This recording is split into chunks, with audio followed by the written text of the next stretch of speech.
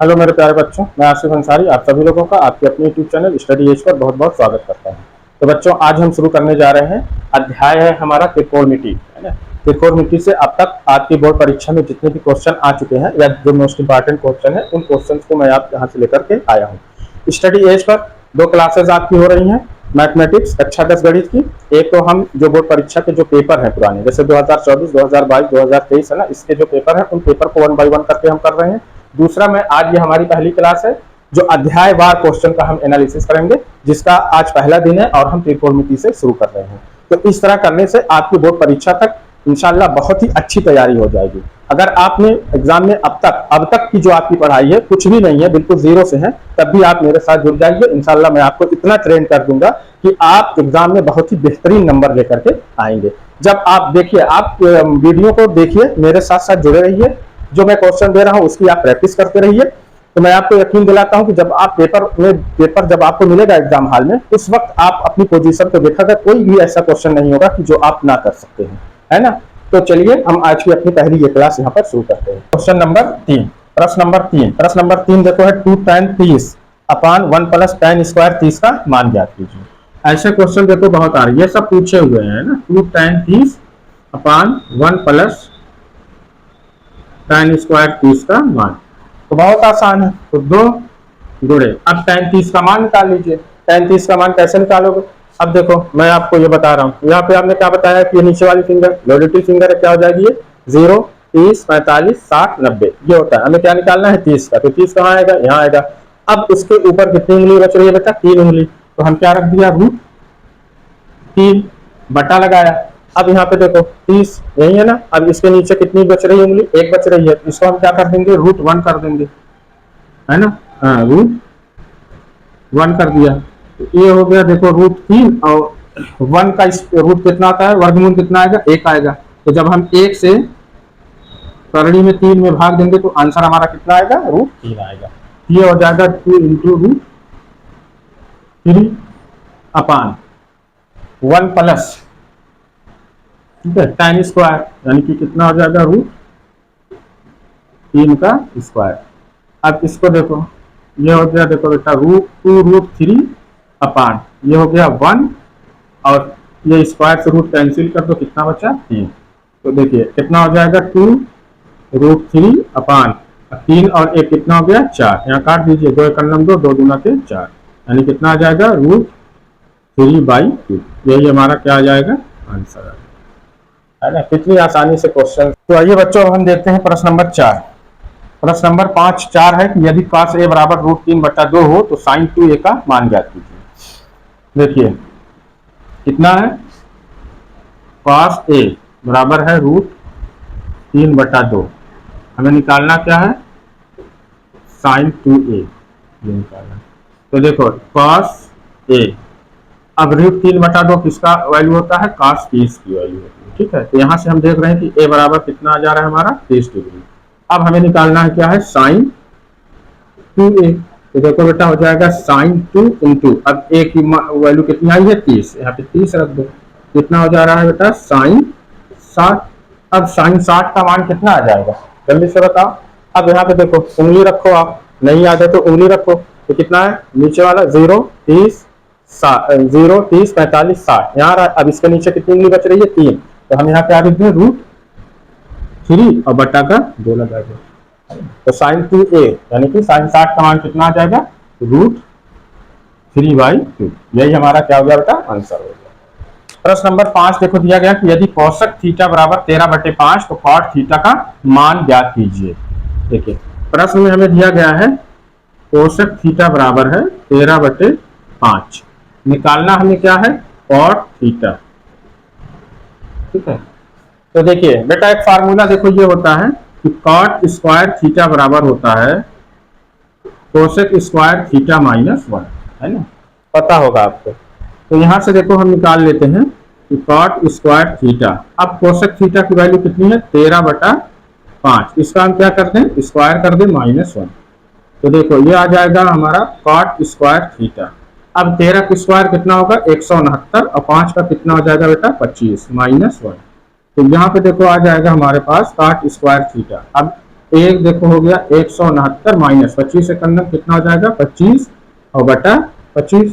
इसको हम निकाल लें 169 में से 25 निकाल दो कितना बचेगा 144 बटा 25।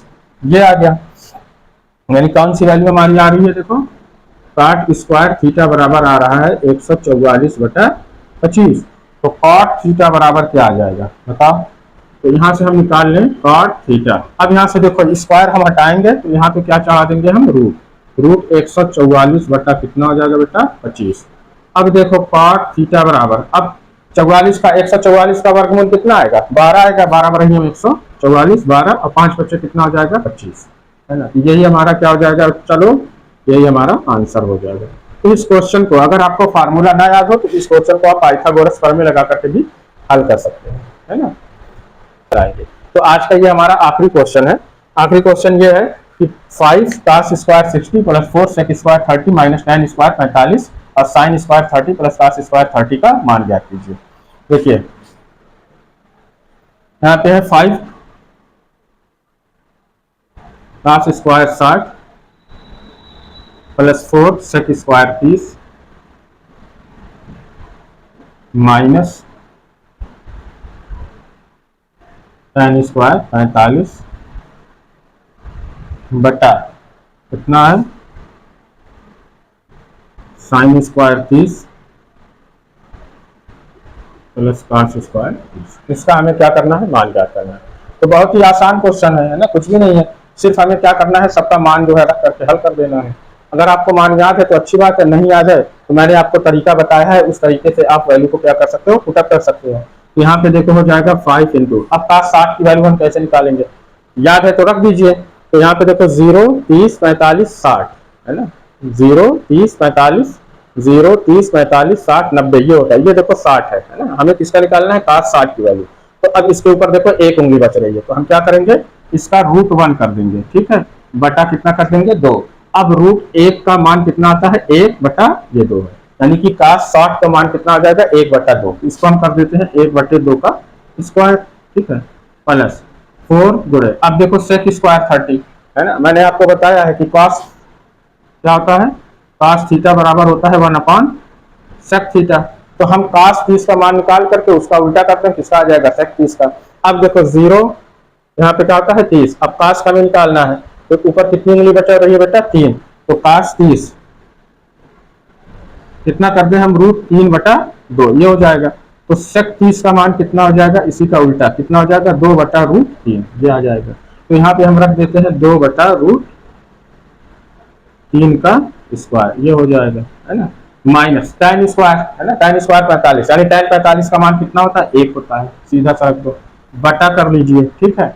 अब देखो sin 30 का मान कितना आ जाएगा, देखो 0 30 यहाँ है ना, तो साइन का क्या करते हैं हम, जहां से लेना उसके नीचे कितना है देखो 1 है ना, तो कितना करेंगे हम रूट 1, ये करा हमने रूट 1/2, तो 1 का रूट कितना आ जाएगा 1 और बटा 2, यानी sin 30 का मान कितना आ जाएगा बता 1 बटा 2। इसका क्या कर दिया हमने स्क्वायर कर दिया, प्लस अब हमें क्या निकालना है cos 30, तो देखो 30 कहाँ है, यहाँ पे है ना, यहाँ पे आ रहा है 0 के बाद यहाँ 30।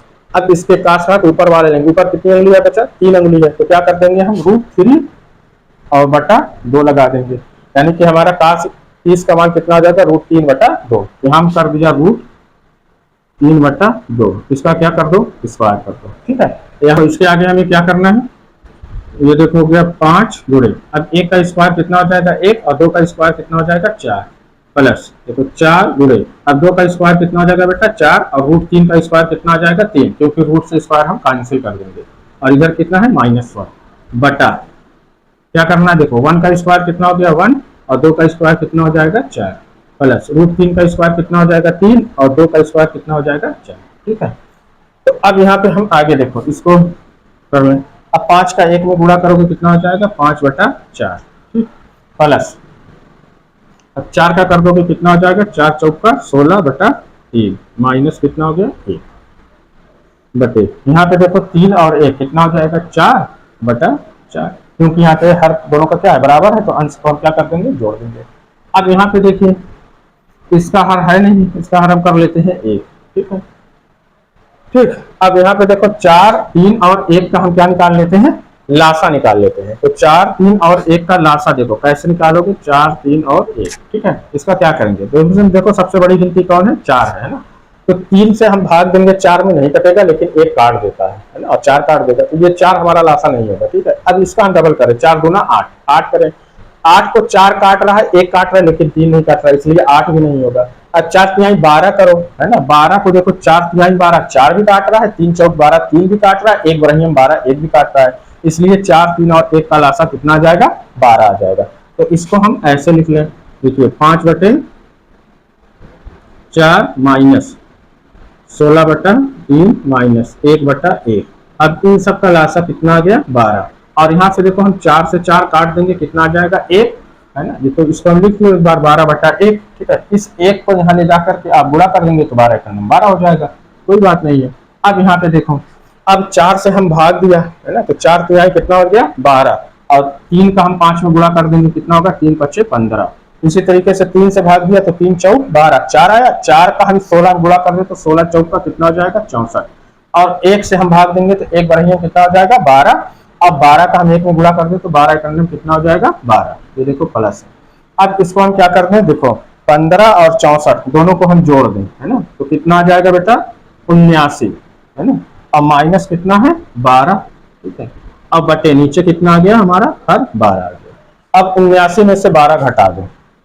ठीक है, 79 में से 12 घटा दो तो 9 में से 2 निकाले, कितना बचा, 7, और 7 में से 1 निकाल दे, कितना बच गया, 6, यानी कितना आ गया, 67/12। यही हमारा क्या हो जाएगा बच्चा, यही हमारा आंसर है। तो यह था हमारा ट्रिग्नोमेट्री का अति लघु उत्तरीय प्रश्न। 6 प्रश्न हमने आज कंप्लीट कर लिया है, जो कि मोस्ट इंपॉर्टेंट क्वेश्चन थे और बोर्ड परीक्षा में बार बार पूछे गए हैं। तो इस तरीके की तैयारी के लिए आप मेरे चैनल को सब्सक्राइब कर लें और अपने दोस्तों के साथ शेयर करें।